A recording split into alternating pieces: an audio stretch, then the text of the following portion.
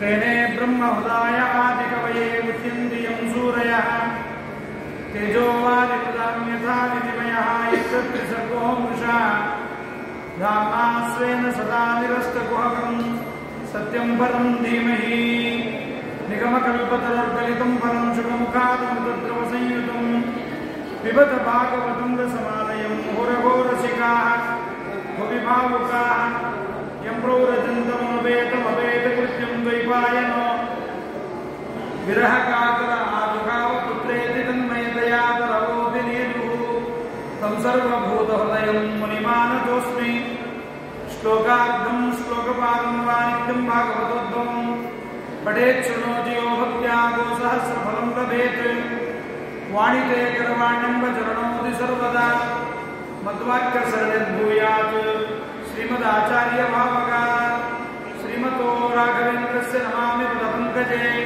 कामिताशेषकल्याणकरुणाकल्पपादपो यस्य प्रचण्डतपसा श्रुतगीतवृत्तस्तुष्टो हरेत्यवचु वदतामवाप श्रीमध्वसन्मतपयोनिधिपूर्णचन्द्रः श्रीविष्णुतीर्थमुनिराज मुदमातनोतु नमः परस्मै पुरुषाय भूयसे सदुद्भवस्थाननिरोधलीलया गृहीतशक्तित्रतयाय देहिनाम् ಅಂತರ್ಧ್ರುವಾಯಾಮನುಪಲಭ್ಯವರ್ತ್ಮನೆ. ಶ್ರೀ ಗುರುಭ್ಯೋ ನಮಃ. ಜಗದ್ಗುರು ಶ್ರೀಮನ್ ಮಧ್ವಾಚಾರ್ಯರ ಮೂಲ ಮಹಾಸಂಸ್ಥಾನ ಶ್ರೀ ರಾಘವೇಂದ್ರ ಸ್ವಾಮಿಗಳ ಮಠದಲ್ಲಿ ಅದ್ಯ ವಿರಾಜಮಾನರಾದ ಪೂಜ್ಯ ಶ್ರೀ ಶ್ರೀ ಶುಭದೇಂದ್ರ ತೀರ್ಥ ಶ್ರೀಪಾದಂಗಳವರ ಚರಣಾರವಿಂದಗಳಲ್ಲಿ ಭಕ್ತಿಪೂರ್ವಕವಾಗಿ ಮನಸ ನಮಸ್ಕಾರವನ್ನು ಸಲ್ಲಿಸಿ ಗುರುರಾಜರ ಸನ್ನಿಧಾನದಲ್ಲಿ ಭಾಗವತದ ನಿತ್ಯದ ಅನುಸಂಧಾನಕ್ಕಾಗಿ ಅರಣ್ಯಕಾಚಾರ್ಯರು ಅಥವಾ ವಿಷ್ಣುತೀರ್ಥರು ಜಯತೀರ್ಥರು ಎಂಬುದಾಗಿ ಪ್ರಸಿದ್ಧರಾದ ಯತಿವರೇಣ್ಯರು ರಚನೆ ಮಾಡಿಕೊಟ್ಟ ಶ್ರೀಮದ್ ಭಾಗವತ ಸಾರೋದ್ಧಾರದ ಕೆಲವೊಂದು ಪ್ರಕರಣಗಳ ಚಿಂತನೆಯನ್ನು ಇಲ್ಲಿ ಮಾಡಲಿಕ್ಕೆ ಪ್ರಯತ್ನವನ್ನು ಮಾಡ್ತಾ ಇದ್ದೇನೆ. ಅರಣ್ಯಕಾಚಾರ್ಯರು ನಮ್ಮ ರಾಘವೇಂದ್ರ ಸ್ವಾಮಿಗಳ ಮಠದ ಪರಂಪರೆಯಲ್ಲಿ ಬಂದ ಭುವನೇಂದ್ರ ತೀರ್ಥರ ಶಿಷ್ಯರಾದ ವ್ಯಾಸ ತತ್ವಜ್ಞ ತೀರ್ಥರ ಶಿಷ್ಯವರೇಣ್ಯರು. ನ್ಯಾಯಸುಧಾದಿ ಗ್ರಂಥಗಳಿಗೆ ಟಿಪ್ಪಣಿಗಳನ್ನು ಬರೆದು ಶ್ರೀಮದ್ ಆನಂದ ತೀರ್ಥರ ಸೇವೆಯನ್ನು ಪರಮಾದ್ಭುತವಾಗಿ ಮಾಡಿರತಕ್ಕಂತಹ ಮಹನೀಯರು. ಅಂತಹ ವಿಷ್ಣುತೀರ್ಥರು ಪ್ರತಿನಿತ್ಯ ಸುಮಧ್ವಿಜಯದ ಪಾರಾಯಣ, ಆ ಪಾರಾಯಣದ ಫಲದಿಂದ ಸುಮಧ್ವಿಜಯಕ್ಕೆ ಅದ್ಭುತವಾಗಿರತಕ್ಕಂತಹ ಶ್ಲೋಕರೂಪವಾದ ವ್ಯಾಖ್ಯಾನವನ್ನು ಕೂಡ ಮಾಡಿಕೊಟ್ಟಿದ್ದಾರೆ. ಜಗತ್ತಿನಲ್ಲಿ ಬರಗಾಲ ಬಂದಾಗ ಆ ಬರಗಾಲದ ಪರಿಹಾರಕ್ಕೆ ಪ್ರತಿನಿತ್ಯ ಒಂದು ತಾಮ್ರದ ನಾಣ್ಯವನ್ನು ತಟ್ಟೆಯಲ್ಲಿಟ್ಟು ಅದಕ್ಕೆ ರಮಾಸ್ತೋತ್ರ ಎಂಬುದಾಗಿ ತಾವೇ ಮಾಡಿದ ಲಕ್ಷ್ಮೀದೇವಿಯ ಸ್ತೋತ್ರವನ್ನು ಹೇಳಿ ನೀರನ್ನು ಹಾಕಿದಾಗ ಪ್ರತಿನಿತ್ಯ ಒಂದು ತಾಮ್ರದ ನಾಣ್ಯ ಬಂಗಾರವಾಗುತ್ತಾ ಇತ್ತು. ಅದನ್ನು ಮಾರಿ ಬಂದ ದುಡ್ಡಿನಲ್ಲಿ ಅನೇಕ ಜನ ಶಿಷ್ಯರು ತಾವು ಜೀವನವನ್ನು ನ್ಯಾಯಸುಧಾದಿ ಗ್ರಂಥಗಳ ಪಠನ ಪಾರಾಯಣಾದಿಗಳ ಪರಂಪರೆಯನ್ನು ಬೆಳೆಸಿಕೊಂಡು ಬಂದಿರತಕ್ಕಂಥವರು. ಅಂತಹ ಅಡವಿ ಸ್ವಾಮಿಗಳು ಎಂಬುದಾಗಿ ಪ್ರಸಿದ್ಧರಾದವರಿಗೆ ಅವರ ಜೀವನದಲ್ಲಿ ಪಾಠ ಪ್ರವಚನಗಳ ಈ ಒಂದು ಪದ್ಧತಿ ನಡೆದು ಬಂದೇ ಇತ್ತು. ಅವರಿಗೆ ಒಂದು ತಿರುವು ಬರುವ ಜೀವನದ ತಿರುವು ಬರುವ ಒಂದು ಸಂದರ್ಭ ಬಂತು. ಆ ಒಂದು ದಿವಸ ಯಾರೋ ಒಬ್ಬರು ಹರಿದಾಸರು ದಾರಿಯಲ್ಲಿ ಹೋಗುವಾಗ ಪಂಚಬಾರದು ಮಡದಿ ಬಾರದು ಕಂಚು ಕನ್ನಡಿ ಬಾರದು ಸಂಚಿತಾರ್ಥದ ದ್ರವ್ಯ ಬಾರದು ಮುಂಚೆ ಮಾಡಿರೋ ಧರ್ಮವ ಎಂಬುವ ಮಾತು ಅವರ ಕಿವಿಗೆ ಬಿದ್ದು ಆ ಮಾತಿನಿಂದ ವಿರಕ್ತರಾಗಿ ವೈರಾಗ್ಯ ಇದ್ದವರಿಗೆ ಹೆಂಡತಿ ಮಕ್ಕಳ ಜೊತೆಯಲ್ಲಿ ಸಂಸಾರದಲ್ಲಿ ಆಸಕ್ತರಾಗಿದ್ದರು. ಇದನ್ನು ಬಿಡಬೇಕು ಎಂಬುದಾಗಿ ಭಗವಂತ ಇದರಿಂದ ಸೂಚನೆ ಕೊಟ್ಟಿದ್ದಾನೆ ಎಂಬುದಾಗಿ ತಿಳಿದು ತಾವು ಸನ್ಯಾಸವನ್ನು ಸ್ವೀಕಾರ ಮಾಡಿ ಬಹಳ ಶ್ರೇಷ್ಠವಾದ ಸಾಧನೆಯನ್ನು ಮಾಡಿದ್ದಾರೆ. ಅಂತಹ ಅರಣ್ಯಕಾಚಾರ್ಯರ ಒಂದು ಕೃತಿ ಪರಮಶ್ರೇಷ್ಠವಾದ ಭಾಗವತ ಸಾರೋದ್ಧಾರ. ಭಾಗವತದಲ್ಲಿ ಬರುವ 18,000 ಶ್ಲೋಕಗಳಲ್ಲಿ ಅದ್ಭುತವಾದ ಒಂದು ಸಾಗಾಟವನ್ನು ಮಾಡಿದ್ದಾರೆ. ಇಡೀ ಭಾಗವತದಲ್ಲಿ ಅವರ ಒಂದು ಪ್ರಯಾಣ ಹೇಗಿದೆ ಅಂದರೆ ಪರಮಾದ್ಭುತವಾದ ಪ್ರಯಾಣ. ಕೆಲವೊಮ್ಮೆ ವೈಮಾನಿಕ ದೃಷ್ಟಿಯಿಂದ ತೋರಿಸ್ತಾರೆ, ಕೆಲವೊಮ್ಮೆ ನೀರಿನಲ್ಲಿ ನಿಂತು ತೋರಿಸ್ತಾರೆ, ಕೆಲವೊಮ್ಮೆ ಭೂಮಿಯಲ್ಲಿ. ನಾನಾ ದೃಷ್ಟಿಯಲ್ಲಿ ಭಾಗವತವನ್ನು ನಮಗೆ ಹೊಸದಾದ ರೀತಿಯಲ್ಲಿ ಹೀಗೂ ಅರ್ಥ ಮಾಡಿಕೊಳ್ಳಬಹುದು ಭಾಗವತವನ್ನು ಎನ್ನುವುದನ್ನು ಅರಣ್ಯಕಾಚಾರ್ಯರು ತೋರಿಸಿದ್ದಾರೆ. ಕೇವಲ 360 ಶ್ಲೋಕಗಳಲ್ಲಿ ಭಾಗವತವನ್ನು ಅನೇಕ ಪ್ರಕರಣಗಳನ್ನಾಗಿ ಮಾಡಿ ಭಾಗವತದಲ್ಲಿ ಬರುವ ಶ್ಲೋಕದಿಂದಲೇ ಭಾಗವತ ಶ್ಲೋಕಕ್ಕೆ ವ್ಯಾಖ್ಯಾನವನ್ನು ಮಾಡಿ ಭಾಗವತದ ಅದ್ಭುತವಾದ ಮಹಿಮೆಯನ್ನು ಜಗತ್ತಿಗೆ ಸಾರಿದ್ದಾರೆ. ಇಂತಹ ಅರಣ್ಯಕಾಚಾರ್ಯರ ಈ ಒಂದು ಕೃತಿ ಅನೇಕ ಪ್ರಕರಣಗಳನ್ನು ಒಳಗೊಂಡಿದೆ. ನಮಗೆ ಭಾಗವತವನ್ನು ಅಧ್ಯಯನ ಮಾಡಲಿಕ್ಕೆ ಒಂದು ವಿಶಿಷ್ಟವಾದ ಪದ್ಧತಿಯನ್ನು ಇದು ತೋರಿಸಿಕೊಡುತ್ತೆ. ಹೀಗೆ ಭಾಗವತವನ್ನು ಅಧ್ಯಯನ ಮಾಡಬೇಕು, ಸುಮ್ಮನೆ ಉದ್ದಕ್ಕೂ ಪಾರಾಯಣ, ಕೇವಲ ಸಪ್ತಾಹ ಇದರಲ್ಲಿ ನಿಲ್ಲಬಾರದು ಎಂಬುದಾಗಿ ತಾವೊಂದು ವಿಶಿಷ್ಟವಾದ ರೀತಿಯಲ್ಲಿ ಭಾಗವತಕ್ಕೆ ವ್ಯಾಖ್ಯಾನವನ್ನು ಬರೆದು ಅದ್ಭುತವಾದ ಆ ಒಂದು ಟಿಪ್ಪಣಿ ಟೀಕಾ ಪ್ರಪಂಚವನ್ನು ಹೊರಗೆ ತೋರಿಸಿಕೊಟ್ಟಿದ್ದಾರೆ.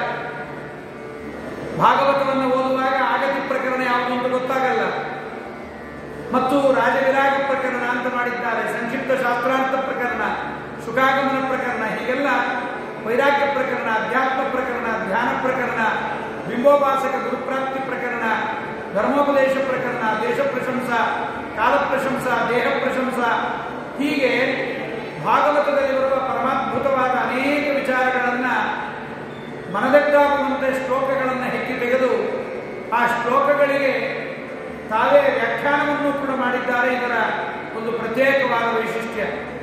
ಭಾಗವತದ ಶ್ಲೋಕವನ್ನು ಆಯ್ದುಕೊಂಡದ್ದಲ್ಲದೆ ಆ ಆಯ್ದುಕೊಳ್ಳುವಾಗ ಅವರ ವಿಶಿಷ್ಟವಾದ ಒಂದು ಸಾಮರ್ಥ್ಯ ಅಂದರೆ ಒಂದು ಶ್ಲೋಕವನ್ನು ಒಂದು ಅಧ್ಯಾಯದಿಂದ ತೋಳುತ್ತಾರೆ, ಒಂದು ಸ್ಕಂದದಲ್ಲಿ ತೋಳುತ್ತಾರೆ, ಮತ್ತೊಂದು ಶ್ಲೋಕವನ್ನು ಮತ್ತೊಂದು ಸ್ಕಂದದಿಂದ ತೋಳುತ್ತಾರೆ. ಅವು ಎರಡರಿಗೂ ಸಹಿತ ಸಂಬಂಧವನ್ನು ಕಲ್ಪನೆ ಮಾಡ್ತಾರೆ. ಇದು ಸಾಮಾನ್ಯರ ಬುದ್ಧಿಗೆ ನಿಲುಕದೇ ಇರತಕ್ಕಂತಹದ್ದು. ಹೀಗೆ ಭಾಗವತವನ್ನು ಒಂದು ವಿಶಿಷ್ಟವಾದ ಪದ್ಧತಿಯಲ್ಲಿ ವ್ಯಾಖ್ಯಾನವನ್ನು ಮಾಡಿದ ಮಹನೀಯರು ಅರಣ್ಯಕಾಚಾರ್ಯರು. ಅವರ ಆರಾಧನಾ ಶಿವರಾತ್ರಿಯ ದಿವಸ ಬರುವುದರಿಂದ ಅವರ ಆರಾಧನಾಂಗವಾಗಿ ಪರಮ ಪೂಜ್ಯ ಶ್ರೀಪಾದಂಗಳವರ ಆಜ್ಞೆಯ ಮೇರೆಗೆ ಈ ಒಂದು ವೇದಿಕೆಯಲ್ಲಿ ಈ ಭಾಗವತ ಸಾರೋದ್ಧಾರದ ಒಂದಿಷ್ಟು ಚಿಂತನೆಯನ್ನು ಮಾಡಲಿಕ್ಕೆ ನಾನು ಅವರ ಆಜ್ಞೆಯ ಮೇರೆಗೆ ಉಪಸ್ಥಿತನಾಗಿದ್ದೇನೆ.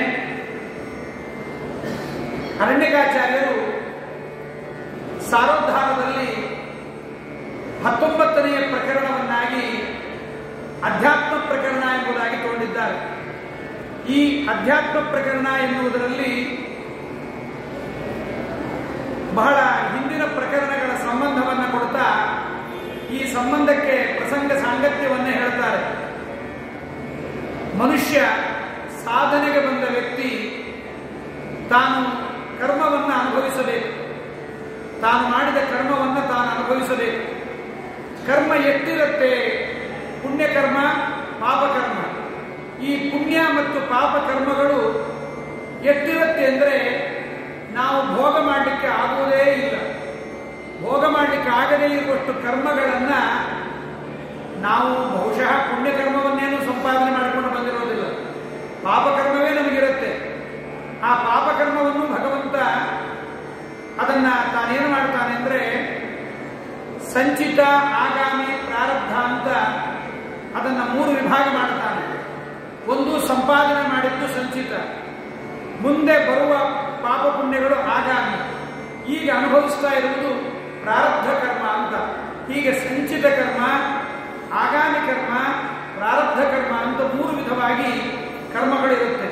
ಇದು ಜೀವ ತಾನು ಅಸೃಜ್ಯ ರಾಶಿಯಲ್ಲಿದ್ದಾಗಲಿಂದಲೂ ಜೀವನಿಗೆ ಈ ಕರ್ಮಗಳ ಸಂಬಂಧ ಇರುತ್ತೆ.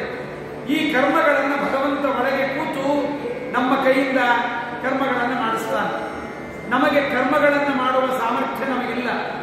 ಯಾಕೆಂದ್ರೆ ನಾವು ಅಸ್ವತಂತ್ರರು, ಅಲ್ಪ ಬಲ, ಅಲ್ಪ ಜ್ಞಾನ, ಅಲ್ಪ ಶಕ್ತಿ ಇವೆಲ್ಲವೂ ಜೀವನ ಲಕ್ಷಣ. ಜೀವರು ಏನು ಮಾಡಲಿಕ್ಕೂ ಆಗೋದಿಲ್ಲ. ಇದು ಜೀವರಿಗೆ ಅಂತಲ್ಲ, ಯಾರಿಗೂ ಏನು ಮಾಡಲಿಕ್ಕೆ ಆಗೋದಿಲ್ಲ. ತೃಣಮಪಿ ನಚಲತಿ ಅಂತಾರೆ. ಒಂದು ಹುಲ್ಲು ಪುಡ್ಡಿಯೂ ಕೂಡ ಅಲಗಾಡಬೇಕಾದ್ರೆ ಭಗವಂತನ ಇಚ್ಛೆ ಬೇಕೇ ಬೇಕು. ಭಗವದ್ ಇಚ್ಛೆ ಇಲ್ಲದೆ ಒಂದು ಹುಲ್ಲು ಕಡ್ಡಿಯೂ ಅಲಗಾಡಲಿಕ್ಕೆ ಸಾಧ್ಯವಿಲ್ಲ. ಹೀಗೆ ಅನೇಕ ಬಹಳವಾದ ಅನಾದಿ ಕಾಲದಿಂದ ಬಂದ ಕರ್ಮದಲ್ಲಿ ಬದ್ಧನಾದ ಈ ಜೀವ, ಅವರು 3 ಥರ ಇರ್ತಾರೆ ಜೀವರು. ಒಬ್ಬರು ಸಜ್ಜನರು, ಕೆಲವರು ರಾಜಸರು, ಕೆಲವರು ತಾಮಸರು. ಸಾತ್ವಿಕ, ರಾಜಸ, ತಾಮಸ ಎಂಬುದಾಗಿ 3 ವಿಧವಾಗಿ ಜೀವರನ್ನು ವಿಭಾಗ ಮಾಡಿದ್ದಾರೆ. ಸಾತ್ವಿಕರು ಸಾತ್ವಿಕವಾದ ಪ್ರವೃತ್ತಿಯನ್ನು ಹೊಂದಿರ್ತಾರೆ. ರಾಜಸರು ಸ್ವಲ್ಪ ಸಾತ್ವಿಕ, ಸ್ವಲ್ಪ ತಾಮಸ. ಊಟ ಮಾಡುವವರಲ್ಲಿ ಕೆಲವರು ಇರ್ತಾರಲ್ಲ, ಖಾರ ತಿನ್ನುವುದೇ ಇಲ್ಲ, ಇವ ಸಾತ್ವಿಕ. ಸ್ವಲ್ಪ ಖಾರ, ಸ್ವಲ್ಪ ಸಿಹಿ, ಇವನು ರಾಜಸ. ಪೂರ್ತಿ ಖಾರ, ಪೂರ್ತಿ ಉಪ್ಪು ತಿಂತಾರಲ್ಲ, ಅತಿಯಾದ ಉಪ್ಪು, ಅತಿಯಾದ ಖಾರ ತಿನ್ನೋರು ತಾಮಸ. ಶುದ್ಧ ಬಿಳಿಯ ಬಣ್ಣ ಸಾತ್ವಿಕ, ಸ್ವಲ್ಪ ಕಪ್ಪು ಮತ್ತು ಬಿಳಿ ಗೋಧಿ ಬಣ್ಣದಲ್ಲಿರುವುದು ರಾಜಸ, ಪೂರ್ತಿ ಕಪ್ಪಲ್ಲಿರುವುದು ತಾಮಸ ಅಂತ ಬಣ್ಣದಲ್ಲಿ ನಾವು ನೋಡ್ತೇವೆ. ಹೇಗೋ ಹಾಗೆ ಶುದ್ಧ ಸಾತ್ವಿಕರು, ರಾಜಸರು, ತಾಮಸರು. ಭಗವಂತ ಈ ಜೀವರನ್ನು ಸೃಷ್ಟಿ ಮಾಡಿ ಜೀವರಿಗೆ ಜ್ಞಾನ ಮತ್ತು ಇಚ್ಛಾ ಮತ್ತು ಕ್ರಿಯಾ ಅಂತ ಜೀವರ ಲಕ್ಷಣ. ಜೀವರಿಗೆ ಜ್ಞಾನ ಇರುತ್ತೆ, ಇಚ್ಛೆ ಇರುತ್ತೆ, ಕ್ರಿಯಾ ಇರುವುದಿಲ್ಲ. ಇವರಿಗೆ ಕ್ರಿಯೆ ಇರುವುದಿಲ್ಲ, ಮಾಡುವ ಸಾಮರ್ಥ್ಯ ಇರುವುದಿಲ್ಲ. ಈ ಜ್ಞಾನ ಮತ್ತು ಇಚ್ಛೆಯಿಂದ ಇವರು ಅನೇಕ ಕರ್ಮಗಳನ್ನು ತಾವು ಲೇಪ ಮಾಡಿಕೊಡುತ್ತಾರೆ ಜೀವರು. ಆ ಲೇಪ ಮಾಡಿಕೊಂಡ ಕರ್ಮಗಳನ್ನು ಭಗವಂತ ಒಂದೊಂದು ದೇಹಗಳನ್ನು ಕೊಟ್ಟು ಆ ದೇಹಗಳ ಮೂಲಕವಾಗಿ ಇವರ ಪ್ರಾರಬ್ಧ ಕರ್ಮ ಏನಿದೆ ಅದನ್ನು ಸಾಧನೆ ಮಾಡಿಸ್ತಾರೆ. ಹೇಗೆ ಸ್ಕೂಲಲ್ಲಿ ಹೋಮ್ವರ್ಕ್ ಕೊಟ್ಟಿದ್ದನ್ನ ತಾಯಿ ಮಗುವಿನ ಕೈ ಹಿಡಿದು ತಾನು ಹೋಮ್ವರ್ಕ್ ಮಾಡಿಸ್ತಾಳೆ, ಹಾಗೆ ಭಗವಂತನು ಕೂಡ ಜೀವನ ಕೈಯಿಂದ ಅವನ ಪ್ರಾರಬ್ಧದಲ್ಲಿ ಪುಣ್ಯ ಇದ್ದರೆ ಪುಣ್ಯಕರ್ಮ, ಪಾಪ ಇದ್ದರೆ ಪಾಪಕರ್ಮವನ್ನು ಮಾಡಿಸಿ ಜೀವನಿಗೆ ಅದರ ಸಂದಾಯವನ್ನ, ಮಾರ್ಕ್ಸ್ ಕಾರ್ಡ್ ಬರುವುದು ಮಗುವಿನ ಹೆಸರಲ್ಲಿ, ಸ್ಕೂಲಲ್ಲಿ ಹೆಸರಿರುವುದು ಮಗುವಿನ ಹೆಸರಲ್ಲಿ. ಆದರೆ ತಾಯಿ ಹೋಮ್ವರ್ಕ್ ಮಾಡಿಸ್ತಾಳೆ, ತಾಯಿ ಹೆಸರಿಗೆ ಏನೂ ಇಲ್ಲ. ಹಾಗೆ ಭಗವಂತ ನಮ್ಮೊಳಗಿದ್ದು ಸಕಲ ಕರ್ಮಗಳನ್ನು ತಾನು ಮಾಡಿಸ್ತಾನೆ. ಆದರೆ ಜೀವ ನಾನು ಮಾಡಿದ್ದೀನಿ ಅಂತ ಅಹಂಕಾರಕ್ಕೊಳಗೆ ಹಾಕ್ತಾನೆ. ಜೀವನಿಗೆ ಹೀಗೆ ಅಹಂಕಾರಕ್ಕೊಳಗಾಗಲಿಕ್ಕೆ ಕಾರಣ ಏನು ಅಂದರೆ ಇವನಿರುವ ಒಂದು ಮನೆಯ ಕಾರಣ. ಜೀವ ಯಾವ ಮನೆಯಲ್ಲಿದ್ದಾನೆ? ಲಿಂಗದೇಹ ಅಂತ ಒಂದು ಮನೆ ಜೀವನ ಮೇಲ್ಗಡೆ ಇದೆ. ಜೀವ ಆ ಲಿಂಗದೇಹದ ಒಳಗಿದ್ದಾನೆ. ಲಿಂಗದೇಹದ ಒಳಗಿರುವ ಈ ಜೀವ ಈ ಲಿಂಗದೇಹದ ಆವರ್ಗದಿಂದ ತಾನು ಅಸತ್ಕರ್ಮಗಳನ್ನ, ಪಾಪಕರ್ಮಗಳನ್ನ ತಾನು ಮಾಡುತ್ತಾನೆ. ತನ್ನ ಜೊತೆಗೇ ಇರುವ ದೇವರನ್ನ ಈ ಜೀವ ಕಾಣಲಿಕ್ಕಾಗುವುದಿಲ್ಲ. ದೇವರು ನಮ್ಮ ಜೊತೆಯಲ್ಲೇ ಇರ್ತಾನೆ. ಸಾಯುವುದು ನಮ್ಮ ದೇಹ, ನಾವಲ್ಲ. ಜೀವನಿಗೆ ಸಾವಿಲ್ಲ. ಸಾವಿಲ್ಲದೆ ಇರುವ ಜೀವನ ಜೊತೆಗೆ ಭಗವಂತನೂ ಇರ್ತಾನೆ, ಭಗವಂತನಿಗೂ ಸಾವಿಲ್ಲ. ಜೀವನಿಗೆ ಯಾಕೆ ಸಾವಿಲ್ಲ ಅಂದ್ರೆ ಭಗವಂತನಿಗೆ ಸಾವಿಲ್ಲವಾದ್ದರಿಂದ ಜೀವನಿಗೂ ಸಾವಿಲ್ಲ. ಜೀವ ಅಸ್ವತಂತ್ರ ಮಯನಾಗಿದ್ದಾನೆ. ಇಂಥ ಜೀವನಿಗೆ ಭಗವಂತ ಅನುಗ್ರಹ ಮಾಡಬೇಕು ಅಂತ ಕೆಲವೊಂದು ವಿಧಿ ನಿಷೇಧಗಳನ್ನು ಹೇಳ್ತಾನೆ. ಇದು ಮಾಡು, ಇದು ಮಾಡಬೇಡ ಅಂತ. ಮಾಡಬೇಡ ಅಂದದ್ದನ್ನು ಮಾಡಿದರೆ ಪಾಪ, ಮಾಡು ಅಂತ ಹೇಳಿದ್ದನ್ನು ಮಾಡಿದರೆ ಪುಣ್ಯ. ಇದಕ್ಕೆ ವಿಧಿ ಮತ್ತು ನಿಷೇಧ ಅಂತಾರೆ. ಈ ವಿಧಿ ನಿಷೇಧಗಳಲ್ಲಿ ವಿಧಿಯನ್ನು ಬಿಡ್ತೇವೆ, ನಿಷೇಧವನ್ನು ಬಹಳವಾಗಿ ಮಾಡುತ್ತೇವೆ. ನಿಷೇಧವನ್ನು ಬಹಳವಾಗಿ ಮಾಡಿದ್ದರಿಂದ ಪಾಪ ನಮಗೆ ಬಹಳವಾಗಿ ಅಂಟುತ್ತೆ. ಆ ಅಂಟಿದ ಪಾಪಗಳನ್ನು ಕಳೆಯಲಿಕ್ಕೆ ಭಗವಂತ ತನ್ನ ಜ್ಞಾನ, ತನ್ನ ಸಜ್ಜನರ ಸಹವಾಸ, ತೀರ್ಥಯಾತ್ರೆಗಳು ಇವನ್ನೆಲ್ಲವನ್ನ ಭಗವಂತ ಸಜ್ಜನರಿಗೆ ಒದಗಿಸಿಕೊಡ್ತಾನೆ. ಇವತ್ತು ನಾವೊಂದು ಕ್ಷೇತ್ರಕ್ಕೆ ಬಂದಿದ್ದೇವೆ, ಒಳ್ಳೆಯ ಸಜ್ಜನರ ಮನೆಯಲ್ಲಿ ಊಟ ಮಾಡಿದ್ದೇವೆ, ಒಳ್ಳೆಯ ಆನಂದ ಪಟ್ಟಿದ್ದೇವೆ ಅಂದರೆ ಇದು ಭಗವದ್ ಅನುಗ್ರಹ, ನಾವು ಮಾಡಿದ ಪುಣ್ಯ ಅಲ್ಲ. ಪರಮಾತ್ಮನೇ ನಮಗೆ ಇದನ್ನು ಒದಗಿಸಿಕೊಟ್ಟಿರ್ತಾನೆ. ಇಂತಹ ಭಗವಂತ ಇದನ್ನು ಮಾಡಿಸಿಕೊಟ್ಟು ಒಂದು ದಿವಸ ನಮ್ಮ ಎಲ್ಲ ಕರ್ಮಗಳು ನಾಶವಾಗುವ ಒಂದು ದಿವಸವನ್ನು ಭಗವಂತ ಕಲ್ಪನೆ ಮಾಡ್ತಾನೆ. ಅದಕ್ಕೆ ಬೇಕಾದ ಒಬ್ಬ ಗುರುಗಳನ್ನ ಭಗವಂತ ಒದಗಿಸಿಕೊಡ್ತಾನೆ. ಆ ಗುರುಗಳನ್ನ ಬಿಂಬೋಪದೇಶಕ ಗುರುಗಳು ಅಂತಾರೆ. ನಮ್ಮೊಳಗೆ ದೇವರು ಹೇಗಿದ್ದಾನೆ, ದೇವರ ಲಕ್ಷಣ ಏನು? ಅನೇಕರು ಮೆಡಿಟೇಷನ್ ಹಾಲಲ್ಲಿ ಕೂತ್ಕೋತಾರೆ, ಕೂತ್ಕೊಂಡು ಕಣ್ಣು ಮುಚ್ಚಿಕೊಂಡು ಧ್ಯಾನ ಮಾಡ್ತೀವಿ ಅಂತ ಕೂತ್ಕೋತಾರೆ. ಕಣ್ಣು ಮುಚ್ಚಿಕೊಂಡ್ರೆ ನಿಮಗೆ ಗ್ಯಾಸ್ ಸಿಲಿಂಡರ್ ಅಥವಾ ಖಾಲಿ ಸಕ್ಕರೆ ಡಬ್ಬ, ಬ್ಯಾಂಕ್ ಬ್ಯಾಲೆನ್ಸ್ ಪಾಸ್ಬುಕ್ ಕಣ್ಣಿನ ಮುಂದೆ ಬರ್ಬೋದೇ ಹೊರತು ದೇವರು ಬರುವುದು ಸುಳ್ಳು. ಯಾಕೆಂದ್ರೆ ದೇವರ ಬಗ್ಗೆ ನಮಗೆ ಸರಿಯಾದ ಮಾಹಿತಿಯೇ ಇಲ್ಲ. ಅಥವಾ ಬಂದರೆ ಹೆಂಡತಿಯೋ ಗಂಡನೋ ಮಕ್ಕಳೋ ಬೇರೆ ಯಾರಾದರೂ ಬರಬಹುದೇ ವಿನಃ ಭಗವಂತ ಕಣ್ಣ ಮುಂದೆ ಬರುವುದು ಬಹಳ ಕಷ್ಟ. ನಮ್ಮೊಳಗಿರುವ ಭಗವಂತ ನಾವು ನೋಡಿದಂತೆ ಇರೋದಿಲ್ಲ. ನಮ್ಮೊಳಗೊಬ್ಬ ಭಗವಂತ ಇದ್ದಾನೆ. ಆ ಭಗವಂತ ಹೇಗಿದ್ದಾನೆ ಅನ್ನುವುದನ್ನು ತಿಳಿದ ದಿವಸ, ಗುರುಗಳು ನಮಗೆ ತೋರಿಸಿದ ದಿವಸ, ಅದೇ ಅಪರೋಕ್ಷ ಜ್ಞಾನ ಅಂತಾರೆ. ಒಳಗಿರುವ ದೇವರನ್ನು ತೋರಿಸುವ ಜ್ಞಾನ. ಅದನ್ನು ಗುರುಗಳು ತೋರಿಸಿಕೊಟ್ಟ ಕೂಡಲೇ ನಮ್ಮ ಉಳಿದ ಪಾಪ ಕರ್ಮ ನಾಶವಾಗಿ ಬಿಡುತ್ತೆ. ಮುಂದೆ ಬರುವ ಆಗಾಮಿ ಕರ್ಮವೂ ಕೂಡ ನಾಶವಾಗಿ ಬಿಡುತ್ತೆ. ಎಲೆಯಲ್ಲಿ ಹಾಕಿಕೊಂಡ ಪ್ರಾರಬ್ಧ ಕರ್ಮ ಅನ್ನುವ ಕರ್ಮ ಮಾತ್ರ ನಮಗೆ ಉಳಿಯುತ್ತೆ. ಇಂತಹ ಗುರುಗಳು ಬಂದು ಶಿಷ್ಯನಿಗೆ ಬಿಂಬೋಪದೇಶವನ್ನು ಮಾಡುವಾಗ ನಾವು ದೇವರ ಬಗ್ಗೆ ಕೆಲವೊಂದು ಸರಿಯಾದ ನಿರ್ಧಾರವನ್ನು ಮಾಡಿಕೊಳ್ಳಬೇಕು. ದೇವರ ಬಗ್ಗೆ ಸರಿಯಾದ ನಿರ್ಧಾರ ಇರೋದಿಲ್ಲ. ನಮಗೆ ದುಃಖ ಬಂದರೆ, ದುಡ್ಡಿಲ್ಲದೆ ಹೋದರೆ, ಬಂಧುಗಳ ವಿಯೋಗವಾದರೆ, ದುಡ್ಡಿಲ್ಲದಂತೆ ಹೋಗಿ ದೇಹದಲ್ಲಿ ರೋಗಗಳು ಬಂದರೆ, ಆಗ ನಾವೇನು ಮಾಡ್ತೇವೆ? ದೇವರನ್ನು ಬೈತೇವೆ. ಇಷ್ಟು ಸೇವೆ ಮಾಡಿದ್ದೇವೆ, ಇಷ್ಟು ದುಡ್ಡು ಖರ್ಚು ಮಾಡಿದ್ದೇವೆ ದೇವರಿಗೆ, ಇಷ್ಟು ತೀರ್ಥಯಾತ್ರೆ ಮಾಡಿದ್ದೇವೆ, ದೇವರು ನಮಗೇನೂ ಮಾಡಲಿಲ್ಲ, ಬೇರೊಬ್ಬರಿಗೆ ಮಾಡ್ತಾನೆ ಅನ್ನುವ ಈ ಒಂದು ದೇವರ ಬಗ್ಗೆ ವಿಷಮತೆ, ದೇವರು ಹೀಗೆಲ್ಲ ಮಾಡ್ತಾನೆ ಎನ್ನುವುದು ನಮ್ಮ ಮನಸ್ಸಿಗೆ ಬರುತ್ತೆ. ಅದು ಬರಬಾರ್ದು. ಅದು ಬರಬಾರ್ದು ಅಂದರೆ ದೇವರ ಬಗ್ಗೆ ಸರಿಯಾದ ಮಾಹಿತಿಯನ್ನ ನಾವು ಯೋಗ್ಯರಾದ ಗುರುಗಳಲ್ಲಿ ಕೇಳಿ ತಿಳಿಯಬೇಕು. ಎಲ್ಲೋ ಇನ್ಸ್ಟಾಗ್ರಾಮಲ್ಲಿ, ಫೇಸ್ಬುಕ್ಕಲ್ಲಿ ಏನೋ ಒಂದು ನಿಮಿಷದ ಶಾರ್ಟ್ಸ್ ನೋಡಿ, ರೀಲ್ಸ್ ನೋಡಿ ದೇವರ ಬಗ್ಗೆ ತಿಳಿಯುವುದಲ್ಲ. ಗುರುಗಳ ಬಳಿಯಲ್ಲಿ ಬಂದು ಗುರುಪಸಕ್ತಿಯನ್ನು ಮಾಡಿ, ಗುರುಗಳ ಸೇವೆಯನ್ನು ಮಾಡಿ, ಆ ಸೇವೆಯಿಂದ ಗುರುಗಳನ್ನು ಸಂತೃಪ್ತಿಪಡಿಸಿ, ಆ ಗುರುಗಳಿಂದ ಸರಿಯಾದ ತತ್ವಜ್ಞಾನವನ್ನು ಪಡೆಯಬೇಕು. ಆಗ ಮಾತ್ರ ಭಗವಂತನ ಅನುಗ್ರಹ ನಮಗಾಗತ್ತೆ. ಅದರಿಂದ ನಮಗೂ ಭಗವಂತನಿಗೂ ಏನು ಸಂಬಂಧ? ಇವತ್ತು ನಾವೆಲ್ಲರೂ ದೇವಸ್ಥಾನಕ್ಕೆ ಹೋಗ್ತೇವೆ. ಹಿಂದೂಗಳೆಲ್ಲ ದೇವಸ್ಥಾನಕ್ಕೆ ಹೋಗ್ತೇವೆ. ನಾವು ದೇವಸ್ಥಾನಕ್ಕೆ ಯಾಕೆ ಹೋಗಬೇಕು ಅಂತ ಯಾರು ಕೇಳಿದ್ರೆ, ಏನೋ ಸರ್ ಮನೆಯಲ್ಲಿದ್ದು ಬೇಜಾರಾಯಿತು, ಕೈಯಲ್ಲಿ ದುಡ್ಡು ಇತ್ತು, ಗೌರ್ಮೆಂಟ್ನವ್ರು ರಜನೂ ಕೊಟ್ಟಿದ್ರು, ಇನ್ನೇನು ಮಾಡೋದು ಅಂತ ಬಂದಿದ್ದೀವಿ ಅಂತ ಅನೇಕರು ಉತ್ತರ ಕೊಡ್ತಾರೆ.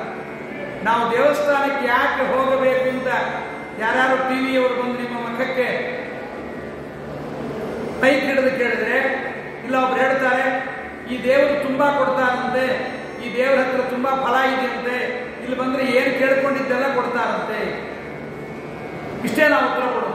ಹೌದು, ನೀವು ದೇವರ ಹತ್ರ ಕೇಳಿಕೊಂಡಿದ್ದನ್ನ ಕೊಡ್ತಾರೆ ಅಂತ ಆದ್ರೆ ದೇವರಿಗೂ ನಿಮಗೂ ಏನು ಸಂಬಂಧ?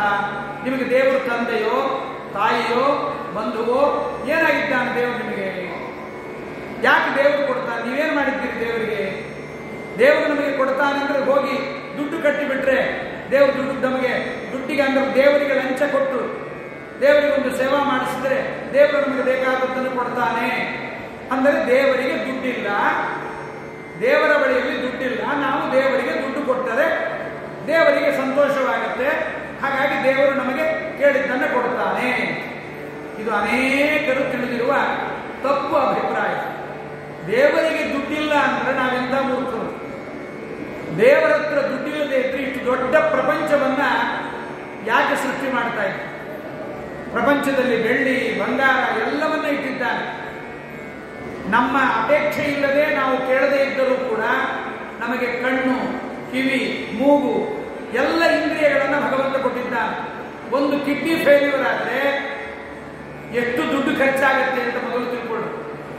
ಒಂದು ಕಾಲು ನೋವು ಬಂದರೆ, ಕಿವಿ ನೋವು ಬಂದರೆ, ಒಂದು ಕಣ್ಣು ಹೋದರೆ ಎಷ್ಟು ವ್ಯಾಲ್ಯೂಬಲ್ ಥಿಂಗ್ಸ್ ಭಗವಂತ ನಮ್ಮ ದೇಹದಲ್ಲಿ ಇಟ್ಟಿದ್ದಾನೆ.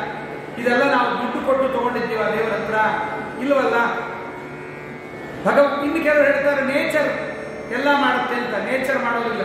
ಇಲ್ಲೊಂದು ಉಪನ್ಯಾಸ ನಡೀತಾ ಇದೆ ಅಂದ್ರೆ ಇಲ್ಲೊಂದು ಮೈಕು, ಇಲ್ಲೊಂದು ಟೇಬಲ್ಲು, ಇಲ್ಲೊಂದು ಕ್ಯಾಮರಾ, ಇಲ್ಲೊಂದು ಲೈಟು, ಫ್ಯಾನು, ಇದು ನೇಚರ್ ತಾನಾಗೆ ಮಾಡೋದಿಲ್ಲ. ಕಬ್ಬಿಣ ಇರುತ್ತೆ, ಸಿಮೆಂಟ್ ಇರುತ್ತೆ, ಮರಳಿರುತ್ತೆ, ತಾನಾಗೆ ಮನೆ ಆಗೋದಿಲ್ಲ. ಅದನ್ನು ಜೋಡಿಸುವ ಒಬ್ಬ ವ್ಯಕ್ತಿ ಬೇಕು. ಅವನೇ ಭಗವಂತ. ಅವನೇ ಈ ದೊಡ್ಡ ಪ್ರಪಂಚವನ್ನು ಪರಮಾತ್ಮ ನಿರ್ಮಾಣ ಮಾಡಿದ್ದಾನೆ. ಆ ಪರಮಾತ್ಮನಿಗೂ ನಮಗೂ ಏನು ಸಂಬಂಧ? ಯಾಕೆ ನಾವು ಭಗವಂತನ ಸೇವೆಯನ್ನು ಮಾಡಬೇಕು? ಇವತ್ತು ಅನೇಕರು ತಂದೆ ತಾಯಿಗಳ ಸೇವೆ ಮಾಡಲಿಕ್ಕೆ ಒಪ್ಪಲ್ಲ. ನಮಗೂ ತಂದೆ ತಾಯಿಗೆ ಏನು ಸಂಬಂಧ?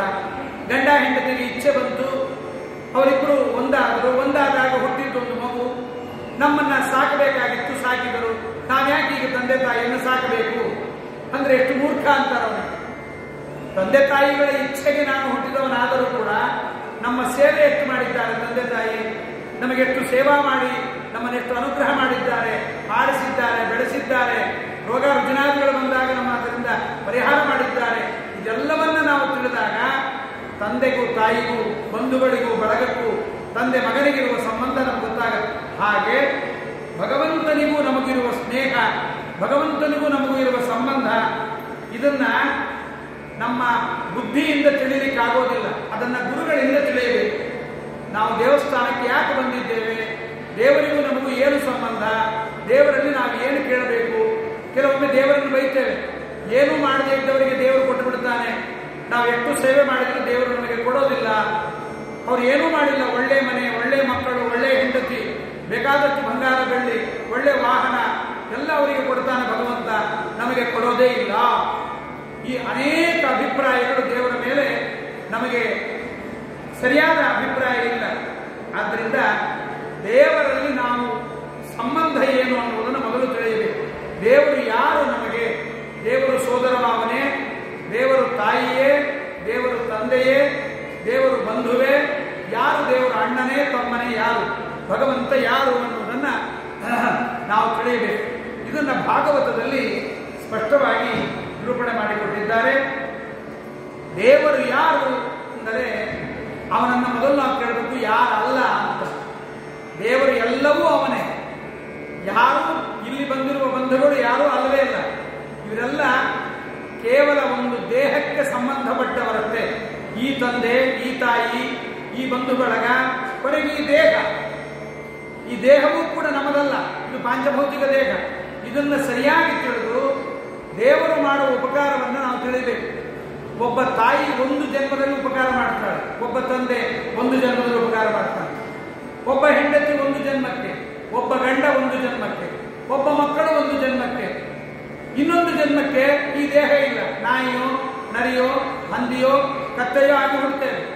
ಈ ದೇಹವು ನಮಗೆ ಮುಂದೆ ಬರುತ್ತೆ ಅಂತ ಅಭಿಮಾನ ಮಾಡುವ ಹಾಗಿಲ್ಲ. ಆದ್ದರಿಂದ ನಿರ್ನಿಮಿತ್ತಕವಾಗಿ ಯಾವುದೇ ವಿಧವಾಗಿರತಕ್ಕಂತಹ ನಮಗೆ ಸಂಬಂಧವಿಲ್ಲದೇ ಇದ್ದರೂ ನಮಗೆಲ್ಲವನ್ನ ಮಾಡುವ ನಿಜವಾದ ತಂದೆ, ತಾಯಿ, ಬಂಧು ಬಳಗ, ಮಿತ್ರ, ಹೆಂಡತಿ, ಗಂಡ ಎಲ್ಲವೂ ಯಾರು ಅಂದರೆ ಭಗವಂತ. ಯಾಕೆ ಅಂದರೆ ಎಲ್ಲರ ಒಳಗೆ ಆ ಭಗವಂತ ಇದ್ದರೆ ಅವರಿಗೆ ಹೆಂಡತಿ ಎಂದು ಕರೀತಾರೆ. ಹೆಂಡತಿಯಲ್ಲಿ ಪರಮಾತ್ಮ ಇದ್ದರೆ ನಮಗೆ ಹೆಂಡತಿ ಪ್ರಿಯರಾಗುತ್ತಾಳೆ. ಗಂಡನಲ್ಲಿ ಪರಮಾತ್ಮ ಇದ್ದರೆ ಗಂಡ ಪ್ರಿಯನಾಗುತ್ತಾನೆ. ಹೆಂಡತಿಯಲ್ಲಿ ಗಂಡ ಪರಮಾತ್ಮ ಹೋಗಿಬಿಟ್ಟ ಅಂದರೆ ಹೆಂಡತಿ ಪ್ರಿಯಳಾಗೋದಿಲ್ಲ. ವಾಸನೆ ಬರುತ್ತೆ, ವಿಕಾರವಾಗುತ್ತೆ, ಬಿಸಾಕಿ ಬಿಡ್ತೇವೆ, ಸುಟ್ಟು ಬಿಡ್ತೇವೆ, ಭೂಮಿಯಲ್ಲಿ ಇಟ್ಟು ಬಿಡ್ತೇವೆ.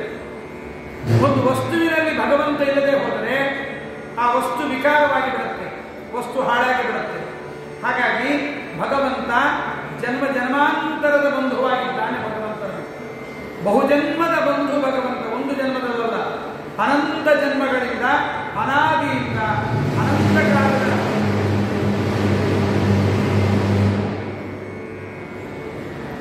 ಕಾಲದ ಪರ್ಯಂತ